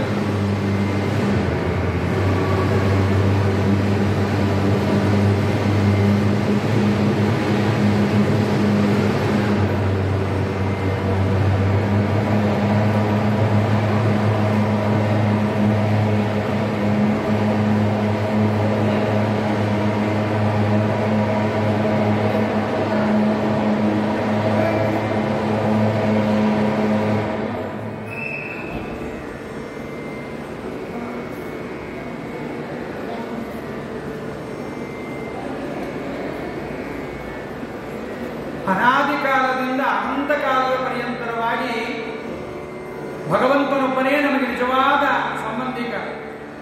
ಇವರೆಲ್ಲ ಬಂದು ಹೋಗ್ತಾ ಇರ್ತಾರೆ. ಇವರು ಯಾರು ನಿಜವಾದ ಬಂಧುಗಳಲ್ಲ. ಅದನ್ನ ನಮಗೆ ಶಾಸ್ತ್ರ ಆರೂಢ ಮಾಡಿ, ಮನಸ್ಸಿಗೆ ಆರೂಢ ಮಾಡಿ ನಿರ್ಧಾರವನ್ನು ಮಾಡಿಕೊಡ್ತಾ ಇದೆ. ಅದನ್ನೇ ಅರಣ್ಯಕಾಚಾರ್ಯರು ತಾವು ತಮ್ಮ ಸಾರೋದ್ಧಾರದಲ್ಲಿ ಇದನ್ನು ಬಹಳ ಚೆನ್ನಾಗಿ ಸ್ಪಷ್ಟ ಮಾಡಿ ನಮಗೆ ಕೊಡ್ತಾ ಇದ್ದಾರೆ. ಅದನ್ನು ನಾವು ತಿಳಿದಾಗ ಭಗವಂತನಿಗೂ ನಮಗೂ ಇರುವ ಸಂಬಂಧದ ಪರಿಚಯ ನಮಗೆ ಆದಾಗ ಭಗವಂತನಲ್ಲಿ ಹೆಚ್ಚು ನಮಗೆ ಭಕ್ತಿ ಬರುತ್ತೆ. ನಾವು ದೇವರಲ್ಲಿ ಭಕ್ತಿ ಮಾಡುವುದು ಅಂದ್ರೆ ಏನು? ದೇವರಲ್ಲಿ ಭಕ್ತಿ ಅಂದ್ರೆ ಅನೇಕರು ದೇವಸ್ಥಾನಕ್ಕೆ ಬರುವುದು, ಕಣ್ಣು ಮುಚ್ಚಿಕೊಳ್ಳುವುದು, ನಮಸ್ಕಾರ ಮಾಡುವುದು, ಇಷ್ಟು ಮಾತ್ರ ಸಾಮಾನ್ಯವಾಗಿ ತಿಳಿದದ್ದು. ನಿಜವಾದ ಭಕ್ತಿ ಎಂದರೆ ಅವನು ಯಾರು, ಅವನು ಏನು ಮಾಡಿದ್ದಾನೆ ಉಪಕಾರ. ಒಬ್ಬರ ಬಗ್ಗೆ ಬಹಳವಾಗಿ ಮಾತಾಡ್ತಾ ಇದ್ದೇವೆ ಅಂದ್ರೆ ಅವನು ಎಲ್ಲ ಕಡೆಯಲ್ಲಿ ಅವನ ಮಾತನ್ನೇ ಆಡ್ತಾ ಇದ್ದಾರೆ ಅಂದ್ರೆ ಅವನ ಮಹಿಮೆಯನ್ನು ತಿಳಿಯಬೇಕು. ದೇವರ ಮಹಿಮೆಯನ್ನು ತಿಳಿದು, ಗುರುಗಳ ಮಹಿಮೆಯನ್ನು ತಿಳಿದು ನಾವು ಗುರುಗಳಲ್ಲಿ ಮಾಡುವ ಪ್ರೀತಿಗೆ ಭಕ್ತಿ ಅಂತ ಕರೀತಾರೆ. ಮಕ್ಕಳ ಬಗ್ಗೆ, ಹೆಂಡತಿಯ ಬಗ್ಗೆ ಅವರನ್ನು ತಿಳಿದು ಪ್ರೀತಿಯನ್ನು ಮಾಡುತ್ತೇವೆ. ಭಗವಂತನನ್ನು ಅದೇ ರೀತಿಯಾಗಿ ನಾವು ತಿಳಿಯಬೇಕು. ದೇವರ ಬಗ್ಗೆ ಸ್ಪಷ್ಟವಾದ ಜ್ಞಾನವನ್ನು ಪಡೆದುಕೊಂಡು ನಾವು ದೇವರ ಬಳಿಯಲ್ಲಿ ಬಂದರೆ ದೇವರ ಅನುಗ್ರಹ ನಮಗೆ ಚೆನ್ನಾಗತ್ತೆ. ಅದಕ್ಕೆ ಶ್ರೀಮದ್ ಆಚಾರ್ಯ ಹೇಳ್ತಾರೆ, ದೇವರಿಗೆ ತುಂಬಾ ತುಂಬಾ ಪ್ರಿಯರಾದವರು ಯಾರು ಅಂತ. ದೊಡ್ಡ ಸೇವೆ ಮಾಡಿಸಿದವನ, ತಿರುಪತಿಯಲ್ಲಿ 10 ಲಕ್ಷ ಕೊಟ್ಟವನ, 1 ಕೋಟಿ ಕೊಟ್ಟವನ ದೇವರಿಗೆ ಪ್ರಿಯ ಅಂತ. ತುಂಬಾ ದುಡ್ಡು ಖರ್ಚು ಮಾಡಿದವನು, ದೇವಸ್ಥಾನಕ್ಕೆ ತುಂಬಾ ಕೊಟ್ಟವನ ಭಕ್ತ ಅಂದ್ರೆ ಅಲ್ಲ. ನಿಜವಾದ ಭಕ್ತ ಯಾರು ಅಂದ್ರೆ ದೇವರ ಬಗ್ಗೆ ಸರಿಯಾದ ಮಾಹಿತಿಯನ್ನು ಯಾರು ಪಡೆಯುತ್ತಾನೆ, ಮಹಾತ್ಮ್ಯ ಜ್ಞಾನಪೂರ್ವಕವಾದ ದೃಢವಾದ, ಏನೇ ಆಪತ್ತು ಬಂದರೂ ಭಗವಂತನಲ್ಲಿ ಮನಸ್ಸು ಚಂಚಲವಾಗದೇ ಇರುವ ವ್ಯಕ್ತಿ ಮಾಡುವ ಪ್ರೀತಿಯೇ ನಿಜವಾದ ಭಕ್ತಿ.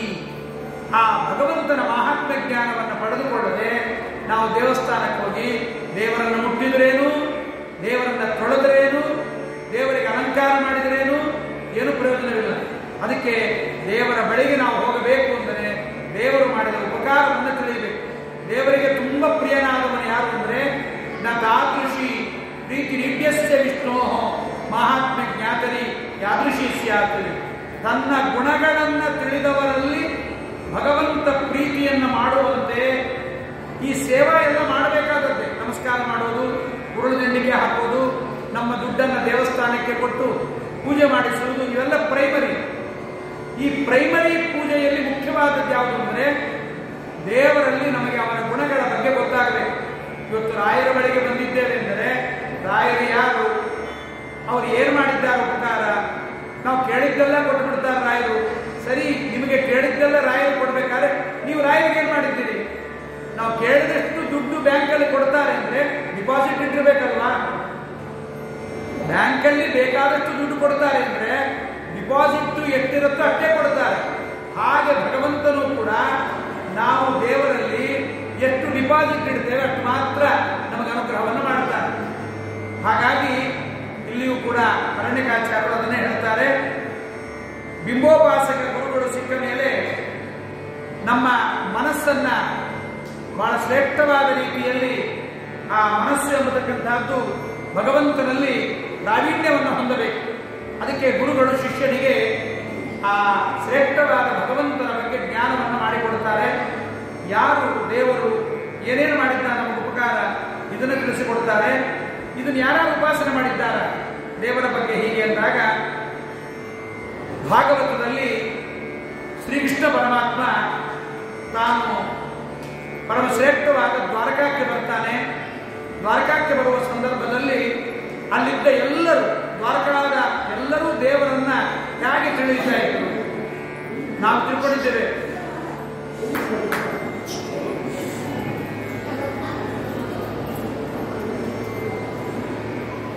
ಕೃಷ್ಣ ಒಬ್ಬ ಜಾರ, ಚೋರ,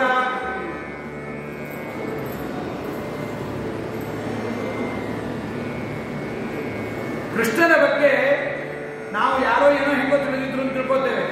ಆದರೆ ಕೃಷ್ಣನ ಬಗ್ಗೆ ಅಲ್ಲಿಯ ಜನ ಹೇಗೆ ತಿಳಿದಿದ್ರು ಅನ್ನೋದನ್ನ ಭಾಗವತ ಶ್ರೀ ಕೃಷ್ಣ ಬಂದಾಗ ಅವರನ್ನು ಸ್ತೋತ್ರ ಮಾಡ್ತಾ ಇದ್ದಾರೆ. ಅಲ್ಲಿದ್ದ ಗೋಪಿಕಾ ಸ್ತ್ರೀಯರು, ಕೃಷ್ಣನ ಮಡದಿಯರು, ಊರ ಜನ, ಊರ ಪ್ರಮುಖರು ಎಲ್ಲರೂ ದೇವರನ್ನು ಸ್ತೋತ್ರ ಮಾಡ್ತಾ ಇದ್ದಾರೆ. ಏನಂತ? ಭವಾಯನಸ್ತುಂ ಭವ ವಿಶ್ವ ಭಾವನಾ ಭವ ವಿಶ್ವಭಾವನ ತ್ವಮೇವ ಮಾತಾತ್ಮ ಸುಹೃತ್ಪತಿ ಪಿತಾ ತ್ವಮೇವ ಮಾತಾತ್ಮ ಸುಹೃತ್ಪತಿ ಪಿತಾ ತ್ವಂ ಸದ್ಗುರುನ್ನಃ ಪರಮಂಚ ದೈವತಂ ತ್ವಂ ಸದ್ಗುರುನ್ನಃ ಪರಮಂಚ ದೈವತಂ ಯಸ್ಯಾವೃತ್ಯಃ ಕೃತಿನೋ ಬಭೂವಿಮಾ ಯಸ್ಯಾವೃತ್ಯಃ ಕೃತಿನೋ ಬಭೂವಿಮಾ. ದೇವರನ್ನು ಸ್ತೋತ್ರ ಮಾಡ್ತಾ ಅಂತ ಇದ್ದಾರೆ.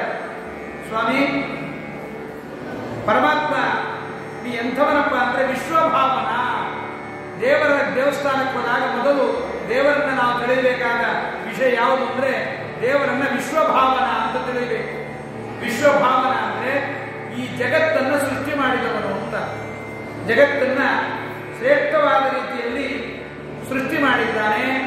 ಸೃಷ್ಟಿ ಮಾಡಿ ರಕ್ಷಣೆ ಮಾಡಿದ್ದಾನೆ. ರಕ್ಷಣೆ ಮಾಡಿ ಊಟ ಹಾಕಿದ್ದಾನೆ.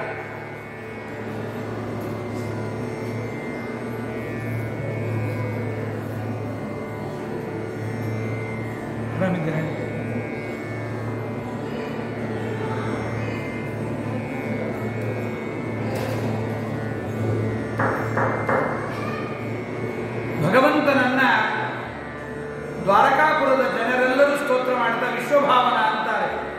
ವಿಶ್ವಭಾವನ ಅಂದ್ರೆ ಸೃಷ್ಟಿ ಸ್ಥಿತಿ ನಿಯಮನ ಜ್ಞಾನ ಅಜ್ಞಾನ ಬಂಧ ಮೋಕ್ಷಾದಿಗಳನ್ನ ನಮಗಾಗಿ ಮಾಡಿದ್ದಾನೆ. ಈ ಜಗತ್ತಿನ ಸೃಷ್ಟಿ ದೇವರಿಗೆ ಏನೂ ಪ್ರಯೋಜನವಿಲ್ಲ. ಯತ್ರ ತ್ರಿಸರ್ಗೋ ಪುರುಷ, ಭಗವಂತನಿಗೆ ಈ ಪ್ರಪಂಚದಿಂದ ಏನೂ ಪ್ರಯೋಜನವಿಲ್ಲ. ಎಲ್ಲವೂ ಅವನಲ್ಲಿದೆ. ಗಂಗೆಯನ್ನ ಪಾದದಲ್ಲಿ ಪಡೆದಿದ್ದಾನೆ, ಹೊಕ್ಕಳಲ್ಲಿ ಹೂವನ್ನು ಪಡೆದಿದ್ದಾನೆ.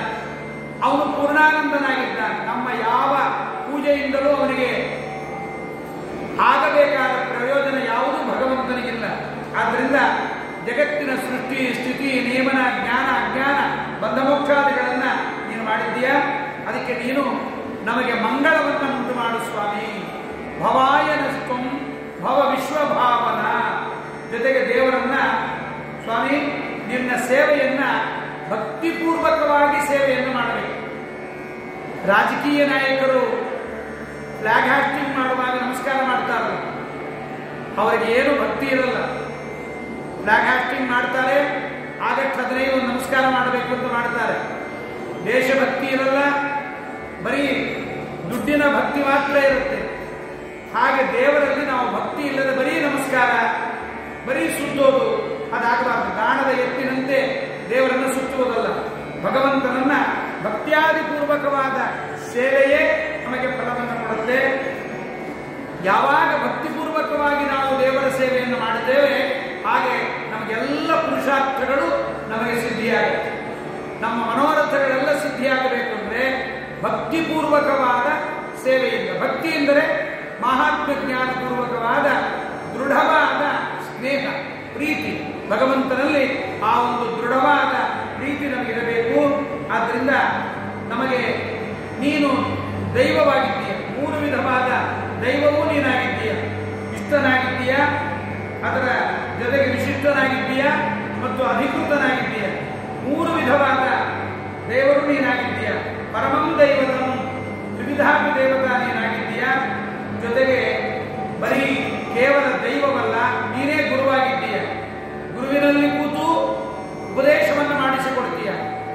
ಗುರುವಿನಲ್ಲಿ ಕೂತು ಉಪದೇಶವನ್ನು ಮಾಡ್ತೀಯ. ತಂದೆ ತಾಯಿಯಲ್ಲಿದ್ದು ಪ್ರೇಮ ವಿಶ್ವಾಸಗಳನ್ನು ಕೊಡ್ತೀಯ.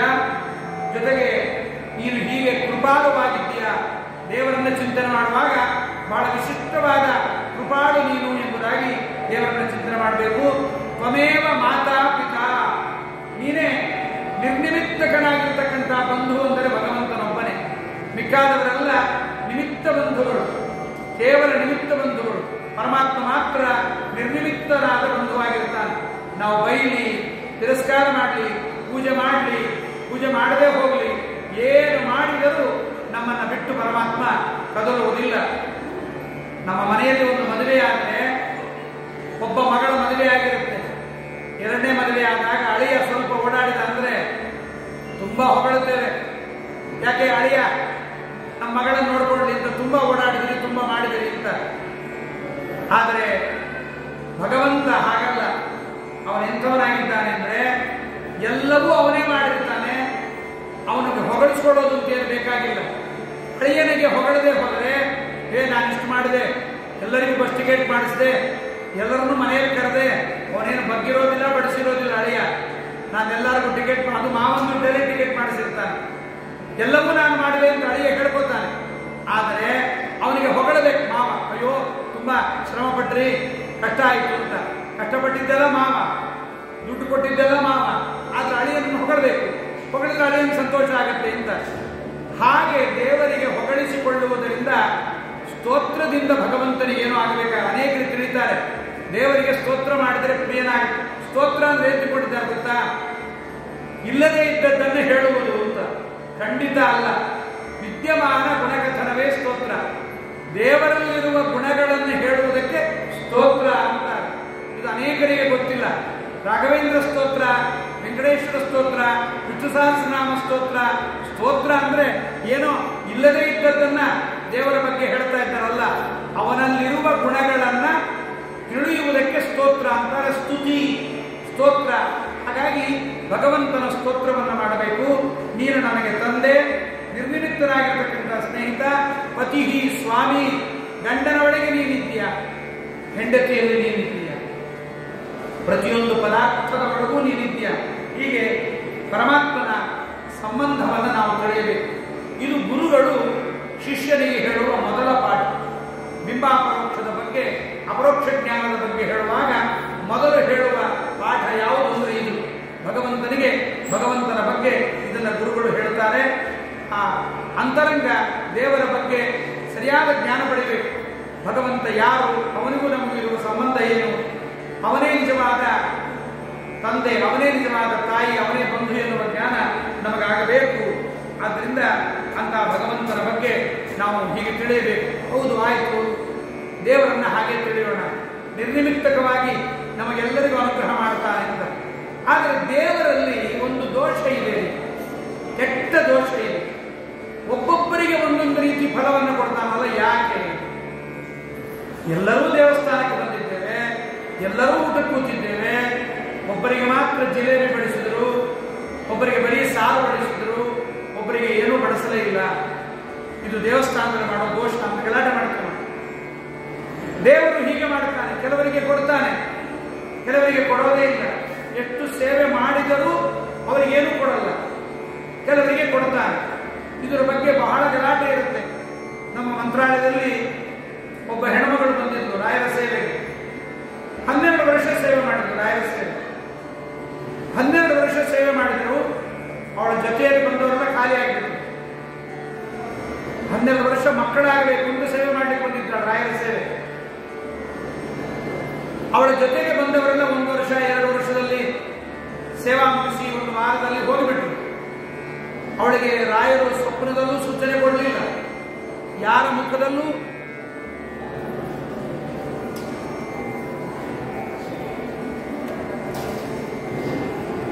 ಯಾರ ಮುಖಾಂತರವೂ ಕೂಡ ಅವಳಿಗೆ ಸೂಚನೆ ಬರಲಿಲ್ಲ. 12 ವರ್ಷ ಆದಮೇಲೆ ರಾಯರು ಸ್ವಪ್ನದಲ್ಲಿ ಬಂದು ನಿನಗೆ ಮಕ್ಕಳಾಗಲ್ಲ ಹೋಗು. ಅವಳು 12 ವರ್ಷ ಮಠದಲ್ಲಿ ಇಲ್ಲಿದ್ದು ಸೇವಾ ಮಾಡಿ ನಿನಗೆ ಮಕ್ಕಳಾಗಲ್ಲ ಹೋಗು ಅಂತ ಅನಿಸ್ಕೊಳ್ಳಿಕ್ಕೆ ಎಷ್ಟು ಸಿಟ್ಟು ಬರಬೇಡ. ಸಿಟ್ಟು ಬಂತು. ರಾಯರಿಗೆ ಹೋಗಿ ನಿಂತುಕೊಂಡು ಕೇಳಿದ್ರು, ಇದನ್ನು ಹೇಳಲಿಕ್ಕೆ ಇಷ್ಟು ವರ್ಷ ಯಾಕೆ ವೇಸ್ಟ್ ಮಾಡಿದ್ರಿ ಅಂತ ಕೇಳಿದ್ರು. ಅವಳಿಗೆ ರಾಯರ ಸೇವೆ ಮಾಡಿದೆ, ನನಗೆ ಒಳ್ಳೇದಾಯ್ತು ಅಂತ ಅನಿಸ್ಲೇ ಇಲ್ಲ.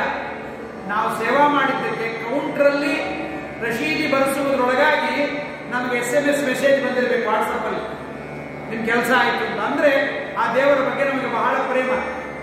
ನಾವು ಬಂದಿದ್ದೇವೆ, ಸೇವೆ ಮಾಡಿದ್ದೇವೆ, ಸಾಕು ಅನ್ನುವುದಿಲ್ಲ.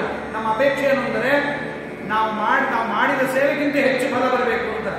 ಅವಳಲ್ಲೂ 12 ವರ್ಷ ಸೇವೆಗೆ ಮಕ್ಕಳಾಗಲಿಲ್ಲ ಅನ್ನೋ ರಿಪೋರ್ಟ್ ಇಷ್ಟು ತಡವಾಗಿ ಕೊಡ್ತಾ ಇದ್ರಲ್ಲ ಅಂದಾಗ ಇದು ಬಹಳ ತಪ್ಪು ಮಾಡಿದ್ದೀರಿ, ನನಗೆ ಮಕ್ಕಳಾಗಲೇಬೇಕು ಅಂತ ಬಹಳ ಗಲಾಟೆ ಮಾಡ್ತಾರೆ. ಮಕ್ಕಳಾಗಲೇಬೇಕು, ನನಗೆ ಅನುಗ್ರಹ ಮಾಡಿ. ರಾಯರು ಹೇಳಿದ್ರು, ಇಲ್ಲ, ನಿನಗೆ ಆ ಭಾಗ್ಯ ಇಲ್ಲ. ಅದನ್ನಾದ್ರೂ ಇಷ್ಟು ಲೇಟಾಗಿ ಯಾಕೆ ಹೇಳಿದ್ರಿ? ಅದಕ್ಕೆ ರಾಯರು, ನಾನು ಬಂದು ನಿನ್ನ ಸ್ವಪ್ನದಲ್ಲಿ ದರ್ಶನ ಕೊಟ್ಟು ಹೇಳಬೇಕಾದ ಪುಣ್ಯ ಬೇಕಾಗಿದ್ರೆ ನಿನ್ನ 12 ವರ್ಷ ಪುಣ್ಯ ಬೇಕಾಗಿತ್ತು. ನಾನು ಬಂದು ನಿನಗೆ ಸ್ವಪ್ನದಲ್ಲಿ ಹೇಳಬೇಕು ಅಂದರೆ ನಿನಗೆ ಅದು ಯೋಗ್ಯತೆ ಇರಲಿಲ್ಲ. 12 ವರ್ಷ ನೀ ಮಾಡಿದ ಸೇವೆಯಿಂದ ನಾನು ನಿನಗೆ ದರ್ಶನ ಕೊಟ್ಟಿದ್ದೇನೆ, ಸಾಲದ ನಿನಗೆ? ನಾನು ವೃಂದಾವನದ ಒಳಗೆ ಹೇಗಿದ್ದೀನಿ ಎನ್ನುವುದರ ರೂಪದ ದರ್ಶನ ನಿನಗೆ ಕೊಟ್ಟಿದ್ದೇನೆ.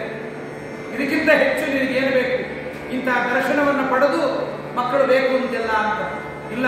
12 ವರ್ಷ ಸೇವಾ ಮಾಡಿದ್ದೇನೆ, ಮಕ್ಕಳು ಬೇಕೇ ಬೇಕು. 12 ವರ್ಷ ಸೇವಾಕ್ಕೆ ಬೇರೆ ಫಲ ಇದೆ, ಬೇರೆದೆಲ್ಲ ಒಳ್ಳೇದಾಗತ್ತೆ. ಮಕ್ಕಳ ಬಗ್ಗೆ ಯಾಕೆ ಕೇಳ್ತೀವಿ? ಇಲ್ಲ, ಕೊಡಲೇಬೇಕು.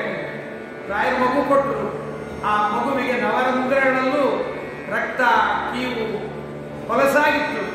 ಅದನ್ನು ಮಂತ್ರಾಲಯಕ್ಕೆ ತಂದು ಸ್ವಾಮಿ ಬೇಡ ತಗೊಂಡ್ಬಿಡ್ರಿ, ಇದು ನಾನ್ ರಿಟರ್ನಬಲ್, ಒಮ್ಮೆ ತಗೊಂಡು ಬಿಟ್ಟ ಮೇಲೆ ಆಯ್ತು, ವಾಪಸ್ ಕೊಡುವುದಿಲ್ಲ, ಹಾಗೆ ಇರಬೇಕು ಅಂತ. ಹಾಗೆ ಭಗವಂತ ಏನಿದ್ದಾನೆ, ಆ ಭಗವಂತನ ಬಳಿಯಲ್ಲಿ ನಾವು ಯಾವ ರೀತಿಯ ಸೇವೆಯನ್ನು ಮಾಡ್ತೀವಿ, ಸೇವೆ ಮಾಡುವಾಗ ಜ್ಞಾನಪೂರ್ವಕವಾಗಿ ಸೇವೆ ಮಾಡಬೇಕು. ಬರೀ ಜ್ಞಾನ ಇಲ್ಲದೆ ನಾವು ಸುತ್ತಿದರೆ ಪ್ರಯೋಜನವಿಲ್ಲ. ದೇವರ ಸೇವೆಯನ್ನು ಮಾಡುವಾಗ, ಸ್ತೋತ್ರಗಳ ಪಾರಾಯಣಗಳನ್ನು ಮಾಡುವಾಗ ನಮಗೇನು ಜ್ಞಾನ ಇರಬೇಕು ಅಂತಂದ್ರೆ ಸ್ಪಷ್ಟವಾದ ಜ್ಞಾನ ಇರಬೇಕು. ಜ್ಞಾನದಿಂದ ಭಕ್ತಿಯನ್ನು ಸಂಪಾದನೆ ಮಾಡಬೇಕು. ಜ್ಞಾನವಿಲ್ಲದೆ ಭಕ್ತಿ ಹುಟ್ಟೋದಿಲ್ಲ. ಜೊತೆಗೆ ಒಳ್ಳೆಯ ಜ್ಞಾನ ಬರಬೇಕು ಅಂದರೆ ಒಳ್ಳೆಯ ಸತ್ಕರ್ಮಾನುಷ್ಠಾನಗಳನ್ನು ಮಾಡಬೇಕು, ಸದಾಚಾರಿಗಳಾಗಿರಬೇಕು. ಹಾಗಿದ್ದಾಗ ಮಾತ್ರ ಹಾಗಾಗ್ತದೆ. ಹೌದು, ದೇವರು ಯಾಕೆ ಒಬ್ಬರಿಗೆ ಒಂದು ರೀತಿ ಫಲ ಕೊಡ್ತಾನೆ, ಮತ್ತೊಬ್ಬ ರೀತಿಯವರಿಗೆ ಮತ್ತೊಂದು ಫಲವನ್ನು ಕೊಡ್ತಾನೆ ಎನ್ನುವ ಪ್ರಶ್ನೆ ಉಳಿಯಿತು. ಆ ಪ್ರಶ್ನೆಯನ್ನು ಅಂತಾರೆ, ನ ಬ್ರಹ್ಮಣ ಸ್ವಪರವೇದ ಮತಿಸ್ತವ ಸ್ಯಾತ್ ಸರ್ವಾತ್ಮನ ಸ್ವದೃಶ ಸುಸುಖಾನುಭೂತೇಗೆ ಸಂಸೇವಯ ಸುರತರೋರಿವತೆ ಪ್ರಸಾದ ಸೇವಾನುರೂಪ ಉದಯೋ ನ ವಿಪರ್ಯಯೋತ್ರ ಸೇವಾನುರೂಪ ಉದಯೋ ನ ವಿಪರ್ಯಯೋತ್ರ. ಪರಮಾತ್ಮನಿಗೆ ನಾವು ದೇವರ ಬಗ್ಗೆ ತಿಳ್ಕೋಬೇಕು. ದೇವರಿಗೆ ಇವರು ಬೇಕಾದವರು, ದೇವರಿಗೆ ಇವರು ಬೇಡವಾದವರು, ದೇವರು ಇವರ ಬಗ್ಗೆ ಉದಾಸೀನ ಮಾಡಿದ್ದಾನೆ. ಎಂದಿಗೂ ದೇವರಿಗೆ ಆ ರೀತಿ ಇಲ್ಲ. ನ ಬ್ರಹ್ಮಣ ಸ್ವಪರಭೇದ ಮತಿಸ್ತವ ಸ್ಯಾತ್ ಸರ್ವಾತ್ಮನ ಸಮದೃಶಃ ಸ್ವಸುಖಾನುಭೂತೇಗೆ. ಪರಮಾತ್ಮನಿಗೆ ಇವರು ತನ್ನವರು, ಇವರು ಪರಕೀಯರು ಅಂತ ಆಗೋದು ಯಾವಾಗ? ಇವರಿಗೆ ಇವರಿಂದ ನನಗೆ ಸುಖ ಇದೆ ಅಂದರೆ ಇವರು ನನ್ನವರಾಗ್ತಾರೆ, ಇವರಿಂದ ನನಗೆ ದುಃಖ ಇದೆ ಎಂದರೆ ಆಗ ಅವರು ನಮಗೆ ಪರಕೀಯರಾಗುತ್ತಾರೆ, ಶತ್ರುಗಳು ಮಿತ್ರರಾಗುತ್ತಾರೆ.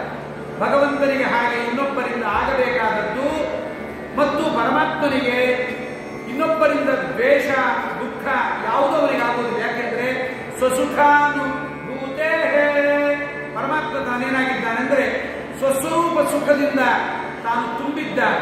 ನಮಗೆ ಹಾಗಿಲ್ಲ. ನಮಗೆ ಊಟದಿಂದ ಸುಖ, ನಿದ್ರೆಯಿಂದ ಸುಖ, ಬಟ್ಟೆಯಿಂದ ಸುಖ, ನೀರಿನಿಂದ ಸುಖ, ನಮಗೆ ಬಗೆಬಗೆಯಿಂದ ಸುಖ ಇದೆ. ಆದರೆ ಪರಮಾತ್ಮನಿಗೆ ಬೇರೆ ಪದಾರ್ಥಗಳಿಂದ ಸುಖ ಬೇಕಾಗಿಲ್ಲ. ಪೂರ್ಣಮದ ಪೂರ್ಣಮಿದಂ ಪೂರ್ಣ ಮುದಚ್ಚತೆ. ಪರಮಾತ್ಮ ಎಲ್ಲದರಿಂದ ಪರಿಪೂರ್ಣನಾಗಿದ್ದಾನಾದ್ರಿಂದ ಯಾವುದರಿಂದಲೂ ಆಗಬೇಕಾಗ ಮತ್ತೆ ಹಾಗೆ ಯಾರಿಂದಲೂ ಏನು ಆಗಬೇಕಾಗಿಲ್ಲದೆ ಇದ್ದರೆ ಎಲ್ಲರಿಗೂ ಒಂದೇ ರೀತಿ ಅನುಗ್ರಹ ಮಾಡಿಬಿಡ್ಲಿ. ಎಲ್ಲರ ಮನೆಯಲ್ಲೂ BMW ಕಾರು, ಎಲ್ಲರ ಮನೆಯಲ್ಲೂ ಅಂಬಾನಿಯಷ್ಟೇ ದುಡ್ಡು, ಎಲ್ಲರಿಗೂ ಬೇಕಾದಂತಹ ಐಶ್ವರ್ಯ, ಎಲ್ಲರಿಗೂ ಆರೋಗ್ಯ. ನಮ್ಮ ಸರ್ಕಾರ ಹೇಳುತ್ತಲ್ಲ, ಎಲ್ಲರಿಗೂ ಗೃಹಲಕ್ಷ್ಮಿ, ಎಲ್ಲರಿಗೂ ಫ್ರೀ ಕರೆಂಟು, ಎಲ್ಲರಿಗೂ ಕೊಡ್ರಿ. ಎಲ್ಲಿ ಕೊಡ್ತಾರೆ? ಸುಮ್ಮನೆ ಹೇಳುತ್ತಾರೆ. ಓಟ್ ಹಾಕಿದವರೆಲ್ಲರಿಗೂ ಕೊಡ್ತಾರಾ? ಆಮೇಲೆ BPL, APL, ಕಾರ್ ಇದ್ರೆ ಕೊಡಲ್ಲ, ಸೈಕಲ್ ಇದ್ರೆ ಕೊಡಲ್ಲ. ಯಾಕೆ? ಓಟ್ ಹಾಕುವಾಗ ಎಲ್ಲರಿಗೂ ಕೊಡ್ತೀನಿ ಅಂತ ಹೇಳ್ತೀರಿ, ಆಮೇಲೆ ಇದ್ಯಾಕೆ ತರ್ತೀರಿ? ನಮಗೆ ಓಟ್ ಹಾಕೋದವ್ರಿಗೆ ಮಾತ್ರ ಕೊಡ್ತೀವಿ ಅಂತಾರ? ಇಲ್ವಲ್ಲ. ಹೇಗೋ ಇಲ್ಲಿ ದೇವರ ಬಗ್ಗೆ ನಾವು ತಿಳಿಬೇಕು. ಪರಮಾತ್ಮನಿಗೆ ಇವನು ಬೇಕಾದವನು, ಇವನು ಬೇಡವಾದವನು ಅಂತ ಎಂದಿಗೂ ಇಲ್ಲ. ಹೇಗೆ ಹೇಗೆ ಸೇವೆಯನ್ನು ಮಾಡ್ತಾರೋ ಸೇವಾನುರೂಪ ಉದಯೋತ್ರ ಸಂಸೇವಯ ಸುರತರೋರಿವತೆ ಪ್ರಸಾದ ಸೇವಾನುರೂಪ ಉದಯೋನ ವಿಪರ್ಯಯೋತ್ರ. ಯಾರ್ಯಾರು ಯಾವ್ಯಾವ ರೀತಿಯಲ್ಲಿ ಭಗವಂತನಲ್ಲಿ ಭಕ್ತಿಯನ್ನು ಮಾಡಿ ಸೇವೆಯನ್ನು ಮಾಡಿರ್ತಾರೆ ಅವರವರಿಗೆ ಆಯಾ ರೀತಿಯಿಂದ ಭಗವಂತ ಅನುಗ್ರಹವನ್ನು ಮಾಡ್ತಾನೆ. ಎಲ್ಲರಿಗೂ ಒಂದೇ ರೀತಿ ಅನುಗ್ರಹ ಮಾಡಿಬಿಟ್ರೆ ಹೇಳ್ತಾರೆ ನಮ್ಮ ರಾಜಕೀಯ ನಾಯಕರು, ಎಲ್ಲರೂ ಒಂದೇ, ಎಲ್ಲರಿಗೂ ಒಂದೇ ರೀತಿ. ಹಾಗಾದ್ರೆ ಸರಿ, ಮಿನಿಸ್ಟರ್ ಕಾರಲ್ಲಿ ಇಳಿದಾಗ ಡ್ರೈವರ್ಗೆ ಹೂವಿನ ಹಾರ ಹಾಕಿಸ್ರಿ, ನೀವ್ಯಾಕೆ ಹಾಕ್ಸ್ಬಿಡ್ತೀವಿ? ಡ್ರೈವರಿಗೆ ಹೂವಿನಾರ ಹಾಕ್ಸಿರಿ, ಯಾಕೆ ಹಾಕ್ಲಿಕ್ಕಾಗಲ್ಲ? ಎಲ್ಲರೂ ಒಂದೇ ಅಲ್ವಾ? ಎಲ್ಲರೂ ಒಂದೇ. ಡ್ರೈವರಿಗೆ ಹಾರ ಹಾಕೋಣ, ಸಾಧ್ಯ ಇಲ್ಲ. ಎಲ್ಲರಿಗೂ ಒಂದೇ ರೀತಿಯ ಅನುಗ್ರಹವನ್ನು ಮಾಡಲಿಕ್ಕೆ ಸಾಧ್ಯವಿಲ್ಲ. ಸಂಸೇವಯ ಸುರತರೋರಿವತೆ ಪ್ರಸಾದ. ಹೇಗೆ ಕಲ್ಪವೃಕ್ಷದ ಸೇವೆಯನ್ನು ಯಾವ್ಯಾವ ರೀತಿಯಲ್ಲಿ ಯಾರ್ಯಾರು ಮಾಡ್ತಾರೆ ಅವರವರ ಸೇವೆಗೆ ತಕ್ಕಂತೆ ಕಲ್ಪವೃಕ್ಷ ಫಲವನ್ನು ಕೊಡುತ್ತೆ. ಹಾಗೆ ಭಗವಂತನು ಕೂಡ ಅವರವರ ಸೇವೆಗೆ ತಕ್ಕಂತೆ, ಭಗವಂತನು ಅಷ್ಟೇ, ಗುರುಗಳು ಅಷ್ಟೇ, ನಾವು ಯಾವ್ಯಾವ ರೀತಿಯಲ್ಲಿ ಭಗವಂತನ ಸೇವೆಯನ್ನು ಮಾಡ್ತೇವೆ ಆ ರೀತಿ ಫಲ ಕೊಡ್ತಾರೆ. ಆದ್ರಿಂದ ಭಗವಂತ ಯಾವತ್ತೂ ವಿಷಮನಲ್ಲ, ಅವರವರ ಸೇವೆಗೆ ತಕ್ಕಂತೆ ಫಲವನ್ನು ಕೊಡುತ್ತಾನೆ. ಆದ್ದರಿಂದ ಪರಮಾತ್ಮನನ್ನ ಅದಕ್ಕೆ ಅಂತಾರೆ, ಎಲ್ಲಿ ಪ್ರಸಾದ ಕಾಣಿಸಲ್ಲ ಅಲ್ಲಿ ಸೇವೆ ಇಲ್ಲ, ಎಲ್ಲಿ ಪ್ರಸಾದ ಕಾಣಿಸುತ್ತೆ ಅಲ್ಲಿ ಸೇವೆ ಇದೆ. ಸೇವೆ ಇದ್ದಲ್ಲಿ ಪ್ರಸಾದ ಆಗಬೇಕು ಅಂದ್ರೆ ಸೇವೆ ಆಗಬೇಕು. ಆದ್ರಿಂದ ಫಲಾಫಲಗಳಿಗೆ ಕಾರಣ ಸೇವಾದಿಗಳಿಗೆ ಕಾರಣ. ಆದ್ರಿಂದ ದೇವರ ಸೇವೆಯನ್ನ ಬರೀ ದೈಹಿಕವಾಗಿ ಮಾಡಬಾರ್ದು. ಅದಕ್ಕೆ ಜಗನ್ನಾಥದಾಸರು ಅಂತಾರೆ, ಮನವನಿತ್ತರೆ ತನ್ನ ನೀವನು, ಮನವನಿತ್ತರೆ ತನ್ನ ನೀವನು, ತನುವ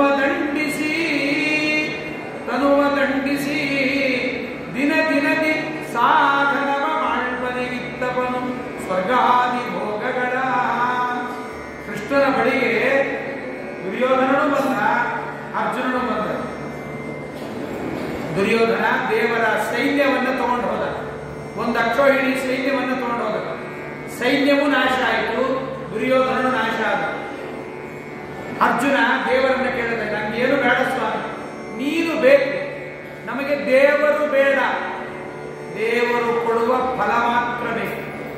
ಅರ್ಥೇ ನಾರಾಯಣೋ ದೇವ ಸರ್ವಮನ್ಯ ತದರ್ಥಕಂ ಆಗಬೇಕು. ನಮಗೆ ಪರಮ ಸತ್ಪುರುಷಾರ್ಥ ರೂಪನು ಪರಿಯುಲೋಕಕ್ಕೆ ಎಂದು, ಪರಮ ಸತ್ಪುರುಷಾರ್ಥ ರೂಪನು ಪರಿಯುಲೋಕಕ್ಕೆ ಎಂದು ಪರಮಾದರದಿ ಸದುಪಾಸನೆಯ ಕೈವರಿಗಿದ್ದವನು ತನ್ನ ಮರೆದು ಧರ್ಮಾರ್ಥಗಳ ಕಾಮಿಸುವವರಿಗೆ ನಗುತ್ತ ಅತಿ ಶೀಘ್ರದಿಂದ ಸುರಪತನಯ ಸುಯೋಧನರಿಗಿತ್ತಂತೆ ಕೊಡುತ್ತಿಪ್ಪ. ನಮಗೆ ದೇವರೇ ಪುರುಷಾರ್ಥ. ನಮಗೆ ಮನೆ, ದುಡ್ಡು, ಬಂಗಾರ, ಬೆಳ್ಳಿ, ಹೆಂಡತಿ, ಮಕ್ಕಳು ಆಗಬಾರದು. ನಮಗೆ ಪುರುಷಾರ್ಥ ದೇವರೇ ಆಗಬೇಕು. ಅರ್ಜುನ ನೀನು ಬೇಕು ಅಂದ. ಅರ್ಜುನ ಅಂದ ನೀನು ಬೇಕು ಅಂದ. ಪರಮಾತ್ಮ ಅಂದ ನಾನು ಯುದ್ಧಕ್ಕೆ ಬರೋದಿಲ್ಲ, ಯುದ್ಧ ಮಾಡೋದಿಲ್ಲ, ಚಕ್ರ ಶಂಖ ಏನು ಹಿಡಿಯೋದಿಲ್ಲ, ಬೇಡ ಸ್ವಾಮಿ, ನೀನು ಜೊತೆಗಿದ್ರೆ ಸಾಕು, ನನ್ನ ಜೊತೆಗೆ ನೀನು ಬೇಕು ಅಂತ ಅರ್ಜುನ. ಪರಮಾತ್ಮ ಸಂತೋಷಪಟ್ಟ. ದೇವರನ್ನೇ ತನಗಾಗಿ ಬೇಡಿದ ಅರ್ಜುನ ಕೊನೆಯ ತನಕ ಉಳಿದ. ಕೌರವರ ಸೈನ್ಯವನ್ನು ಹಾಳು ಮಾಡಿದ. ಕೌರವ ದುರ್ಯೋಧನ ತಾನು ಕೇಳಿದ ಒಂದು ಅಕ್ಷೋಹಿಣಿ ಸೈನ್ಯವನ್ನು ಅಲ್ಲ, ತನ್ನ 10 ಅಕ್ಷೋಹಿಣಿಯನ್ನು ಕೂಡ ನಾಶ ಮಾಡಿಕೊಂಡ. ಹಾಗೆ ದೇವರ ಬಳಿಯಲ್ಲಿ ಎಂದಿಗೂ ನಾವು ದೇವರನ್ನೇ ಬೇಕು, ದೇವರೇ ಬೇಕು ಅನ್ನುವುದು ನಮ್ಮ ಪುರುಷಾರ್ಥ ಆಗಬೇಕೆ ಹೊರತು ನಮಗೆ ದೇವರು ಕೊಡುವ ಬೆಳ್ಳಿ, ಬಂಗಾರ ಈ ವಸ್ತುಗಳಾಗಬಾರದು ಅನ್ನುವುದು ಗುರುಗಳು ಶಿಷ್ಯನಿಗೆ ಈ ಒಂದು ಉಪದೇಶವನ್ನು ಮಾಡ್ತಾ ಇದ್ದಾರೆ. ಅಪ್ಪ, ದೇವರ ಬಳಿಯಲ್ಲಿ ನಾವು ಏನನ್ನು ಬೇಡಬಾರದು, ಬೇಡಿದರೂ ಕೂಡ ಅದು ಶ್ರೇಷ್ಠವಾದ ರೀತಿಯಲ್ಲಿ ಭಗವತ್ ಸೇವೆಗೆ ಅನುಕೂಲವಾಗುವ ಸಂಪತ್ತಾಗಿದ್ದನ್ನ ಕೇಳಬೇಕು. ಸಂಪತ್ತು ದೇವರು ಕೊಟ್ಟದ್ದನ್ನ ಭಗವಂತನಿಗೆ, ಭಗವದ್ ಭಕ್ತರಿಗೆ ಸೇವಾಕ್ಕಾಗಿ ಅದು ನಡೆಬೇಕೆ ಹೊರತು ಕೇವಲ ನಮ್ಮ ಭೋಗಕ್ಕಾಗಿ ಅದಾಗಬಾರದು. ಇದು ನಿಷ್ಕಾಮ ಕರ್ಮ ಅಂದರೆ ಆಚಾರ ಅಂತಾರೆ.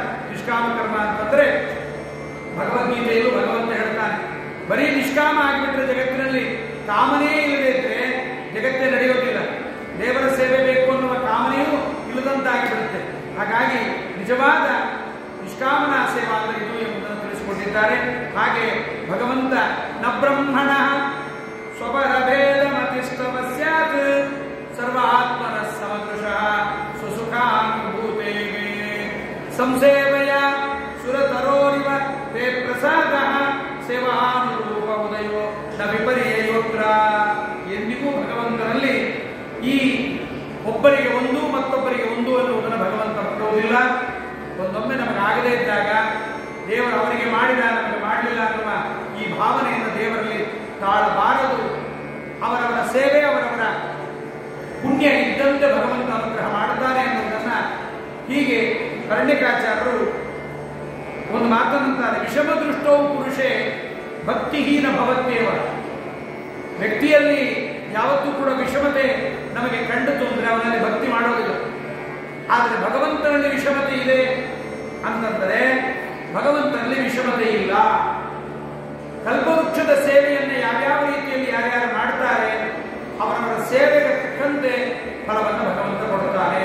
ಅದನ್ನು ನಾವು ತಿಳಿಯಬೇಕು. ಹಾಗೆ ತಿಳಿದು ಭಗವಂತನ ಸೇವೆಯನ್ನು ಮಾಡಿದರೆ ನಮಗೆ ಫಲಗಳು ಸಿಗತ್ತೆ ಎನ್ನುವುದನ್ನು ನಮಗೆ ಭಾಗವತದಲ್ಲಿ ಸಿಗುವ ಈ ಒಂದು ಭಾಗವತದಲ್ಲಿ ಅಡಕವಾಗಿರುವ ಈ ರಹಸ್ಯವನ್ನ ಅಧ್ಯಾತ್ಮ ಪ್ರಕರಣ ಎನ್ನುವುದಾಗಿ ಆತ್ಮ ನಮ್ಮ ದೇಹದ ಒಳಗಿರುವ ಭಗವಂತ, ಆ ಭಗವಂತನ ಗುಣವನ್ನು ಏನು ತಿಳಿಯಬೇಕು ಅನ್ನೋದನ್ನ ಹೀಗೆ ಅರಣ್ಯಕಾಚಾರ ತಿಳಿಸಿಕೊಟ್ಟಿದ್ದಾರೆ. ಮುಂದೆ ದೇವರ ಗುಣದ ಬಗ್ಗೆ ಏನು ತಿಳಿಸ್ತಾರೆ ಅನ್ನೋದನ್ನ ಮುಂದಿನ ಉಪನ್ಯಾಸದಲ್ಲಿ ಕೇಳೋಣ. ಇವತ್ತಿನ ಉಪನ್ಯಾಸವನ್ನ ಭಸ್ಮಪುರ ಅಂತರ್ಗತ ಭಾರತೀಯ ಮುಖ್ಯ ಪುರಾಣ ಅಂತರ್ಗತ ಸೀತಾಪದೇಶಕ್ಕೆ ಮೂಲರಾಮಚಂದ್ರ ದೇವರ ಹರಿದಾವರಿಗಳನ್ನು ಅರ್ಪಣೆ ಮಾಡುತ್ತಾ ಶ್ರೀ ಕೃಷ್ಣಾರ್ಪಣ ವಸ್ತು. ಹರೇ ನಮಃ.